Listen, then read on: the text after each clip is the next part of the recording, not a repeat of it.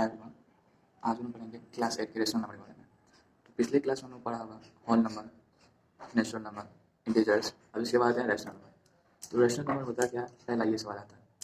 तो rational number को हम इस तरह से कह सकते हैं, any number which can express that p by q. P by q कोई भी नंबर, कोई फ्रैक्शन अगर पी बाय क्यू के रूप में है, ये तो एक फ्रैक्शन है, पी बाय क्यू के रूप में होगा तो उसे हम रैशनल नंबर कहेंगे। जैसे 2/9, 3/4, 5/6, कुछ भी होगा ये रैशनल नंबर होगा। और ये क्यू नॉट इक्वल टू 0 होना चाहिए, क्योंकि अगर किसी संख्या के नीचे 0 आ गई तो क्या हो जाएगा ये, तो इसलिए q does not equal to 0 होना चाहिए। ये पॉजिटिव भी हो सकता है और नेगेटिव भी।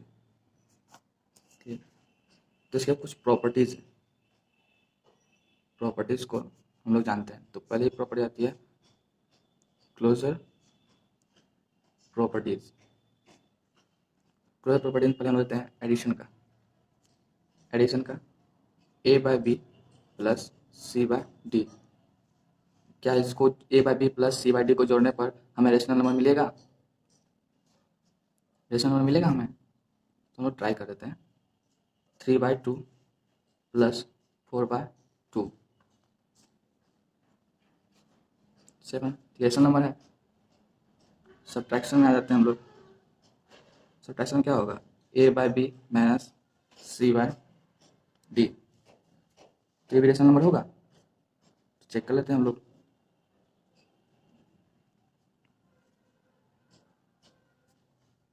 टू बाय सिक्स ये भी रेशनल नंबर है। मल्टीप्लिकेशन में हम लोग दे देते हैं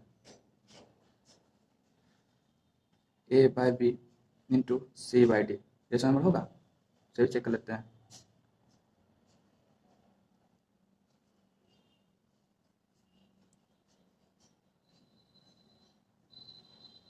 ये भी रेशनल नंबर है।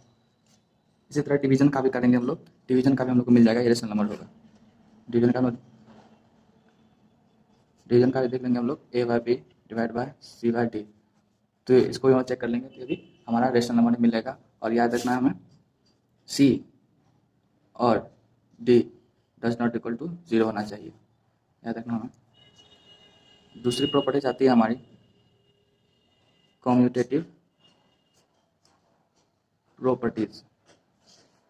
कम्यूटेटिव प्रॉपर्टीज में क्या होता है, हमें ए बाय बी को जोड़ने पर जितना आएगा, क्या हमको बी बाय ए को जोड़ने पर उतना ही आएगा, ये हमारा कहता है। अगर हम लोग 2/4 को जोड़ के 6 लाते हैं तो 6 + 2 को जोड़ के भी तो 6 ही लाएंगे ना।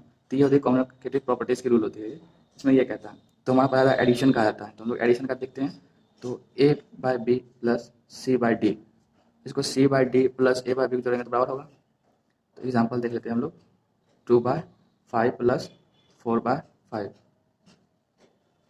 6/5 आएगा। अनदर सी बाई डी को पहले लेते हैं, या बी को बाद लेंगे तो कितना हो जाएगा, 6/5। क्लियर? उसी तरह से हम लोग सब्ट्रैक्शन में देख लेंगे। सब्ट्रैक्शन में हम लोग देख लेंगे a by b c by d, तो c by d minus a by b के बराबर होगा। तो हम लोग इसको भी करके देख लेंगे। 1/5 minus 3/5 equal to 1 minus 3/5 equal to minus 2/5। ये अब सी डी को पहले करके और ए बी को बाद में घटाते हैं हम लोग। 5 माइनस 1/5, तो इसका आ जाएगा 2/5। तो यहाँ आ गया हमारा नेगेटिव आ गया और यहाँ पॉजिटिव आ गया। तो ये कम्यूटेटिव प्रॉपर्टीज सब्ट्रैक्शन में नॉट एप्लीकेबल, नॉट एप्लीकेबल, ये इसके इक्वल नहीं होगा, डज नॉट इक्वल। क्लियर? उसी तरह मल्टीप्लिकेशन में भी आते हैं, ए by B into C by d. तो क्या सी by D into A by b के बराबर होगा? तो हम लोग चेक कर लेते हैं। 1/4 into 2/3 equal to 12। Another one is 2/3 into 1/4 equal to 2/12 equal equal. तो ये एप्लीकेबल होगा। डिवीजन में एप्लीकेबल होगा ये, a by b divided by c by d. Equal to c by d divided by a by b. तो इसको हम देख लेते हैं, 6 इक्वेशन नंबर देते हैं हम लोग, डिवाइडेड बाय 2/3। तो इसको हम लोग क्या करेंगे, 2/4 इंटू 3/2 इस तरह से होता है 88। Another one 2/3 divided by 6/4 2/3 into 4/6 8/18। तो ये डिफरेंट होता है हमारा, तो ये भी नॉट एप्लीकेबल होगा, इस केस में भी नॉट एप्लीकेबल, ये डज नॉट इक्वल होगा। तो ये कम्युनिकेटिव प्रॉपर्टी सिर्फ एडिशन और मल्टीप्लिकेशन में काम करेगा और सब्ट्रैक्शन और डिवीजन में काम नहीं करेगा। नेक्स्ट टॉपिक हमारा आता है एसोसिएटिव प्रॉपर्टीज। एसोसिएटिव प्रॉपर्टीज में हम ये करते हैं, जैसे हमारे पास 3/2 प्लस 3+2 प्लस 4 है, तो या तो पहले हम इसको पेयर बना लें और इसको बाद में जोड़े, या फिर हम 3/2 3+2 प्लस 4 है, या तो हम 2 और 4 का पेयर बना लें और 3 को बाद में ऐड करें। तो ये हमारा दोनों ही केस में आंसर हमारा इक्वल ही होगा, ये हमारा ये दोनों ही केस में इक्वल ही होगा। तो इसी तरह हमारे रेशनल नंबर में एसोसिएटिव प्रॉपर्टीज का दिया गया है, जिस आपके सवाल कुछ रहते हैं। तो पहला आता है हम लोग एडिशन का, हम लोग देख लेते हैं। एडिशन में ए बाई बी है plus c by d plus e by f, ठीक। तो ये सारे को हम अगर हम इसे पेयर बना लेंगे, a by b plus c by d plus e by f, ये सारे रेशनल नंबर है, और इसे पेयर बना लेंगे, और a by b plus c by d plus e by f, और इस केस में हम इसे पेयर बना लेंगे, तो दोनों केस में हमारा आंसर सिमिलर होगा, एक ही होगा। नेक्स्ट आता है हमारा सब्ट्रैक्शन में। सब्ट्रैक्शन में क्या होगा हमारा, a by b minus c by d minus e by f. इस केस में हमारा अगर हम इसे पेयर बना लेंगे, तो ये क्या हमारा a by b minus c by d minus e by f, और इस केस में हम इसे पेयर बना लेंगे, तो हमारा दोनों इक्वल होगा। ये दोनों इक्वल नहीं होगा। आप इसे एग्जांपल देके इसमें कोई वैल्यू पुट करके आप लोग चेक कर सकते हो, ये दोनों हमारा इक्वल नहीं होगा, तो ये एसोसिएटिव प्रॉपर्टी सब्ट्रैक्शन में नॉट एप्लीकेबल होगा, ये इक्वल नहीं होगा। ये आंसर इसका, इस साइड का आंसर कुछ और हो जाएगा, इस साइड का आंसर कुछ और हो जाएगा, ये इस पे रूल ये काम नहीं करेगा। तो नेक्स्ट हम लोग देखते हैं मल्टीप्लिकेशन में क्या होती है,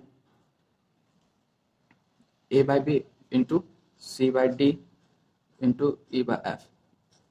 अगर हम सी बाई डी और ई बाई एफ का पेयर बना है, और a by b into c by d इस साइड वाले में इसको हम पेयर बना है, तो ये क्या हमारा आंसर सेम होगा, तो इसका हमारा आंसर सेम होगा, इसमें एप्लीकेबल होगा। 4 में डिवीजन वाले में क्या होता है चेक कर लेते हैं एक बार, a by b divide c by d divide e by F.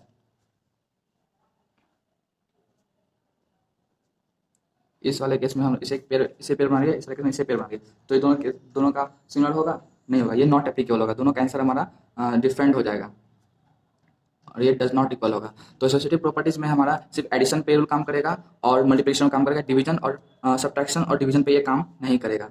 Clear. इसमें आप एक सवाल, आप इसमें इस टॉपिक में भी आते हैं डिस्ट्रीब्यूटिव प्रॉपर्टीज पे, बहुत सारे बच्चे इसमें गलती कर देते हैं, तो मैं इसमें बताता हूँ इसमें। जैसे हम लोग कोई दिया गया है 4 प्लस ए प्लस 6 दिया गया है, तो बच्चा जितना सॉल्व क्या करते हैं, एक की जगह हम कोई डिजिट अगर रख लेते हैं, मैं एग्जांपल से बता रहा हूँ ये, तो बच्चे क्या करेंगे, दोनों को पहले ऐड कर लेंगे, उसके बाद इसे मल्टीप्लाई करेंगे। नहीं, डिस्ट्रीब्यूटिव प्रॉपर्टीज में करने का मतलब क्या, पहले आप इससे इसको इंटू करो, उसके बाद फिर से इसको इंटू करो, फिर आएगा तब उसे ऐड करना है। जैसे 4a प्लस 6 4 जा 24, अब जो आएगा इसे हमें ऐड करना है। डिस्ट्रीब्यूटिव प्रॉपर्टीज ये कहती है, तो कुछ इस तरह से होगा ये, जैसे आपको क्या जाएगा c by d plus e by f है, तो इसे आप सॉल्व करोगे, तो पहले आप इसको ऐड करोगे, इंटू करोगे, a by b into c by d plus, और फिर इससे करोगे a by b into e by f. आपके एनसीईआरटी में दिए जाते हैं क्वेश्चन, कुछ इस टाइप का क्वेश्चन रहते हैं, आपको ये याद जान लेना है, ये कॉमन ए भी कॉमन आ जाएगा, ए भी कॉमन आएगा, आप इसमें इस फॉर्म को ला सकते हो। क्लियर।